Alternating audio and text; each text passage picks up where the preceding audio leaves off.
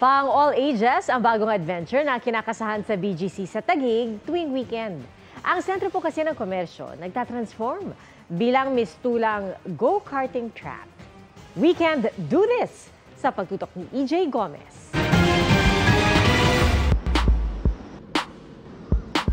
Kung tuwing weekday, sentro ng komersyo ang Bonifacio Global City, kapag weekend ang 27th Street, nagiging open-air playground where it's all fun and play.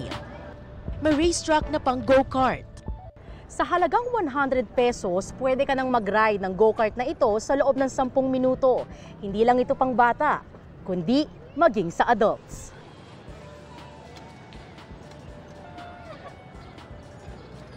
Marami na po kaming nakikilalang mga kabataan na dati hindi marunong magpedal, ngayon marunong na din po.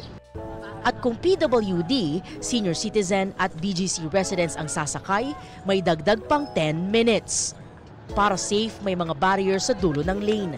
Ready to assist din ang mga guide na marshal at nakamonitor maghapon ang mga registered first aider. It's pretty safe here.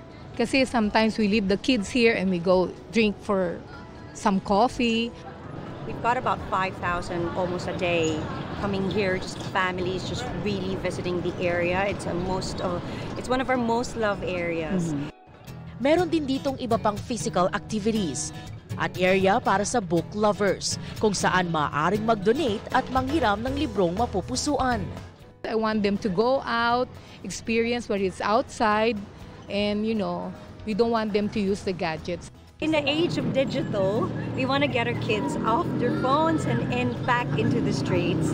We're bringing back outdoor play and outdoor learning. Para sa GMA Integrated News, EJ Gomez, nakatutok 24 oras. Mga kapuso, patuloy na tumutok sa mga balita. Mag-subscribe sa GMA Integrated News sa YouTube. Sa mga kapuso abroad, samahan niyo kami sa GMA Pinoy TV at www.gmanews.tv.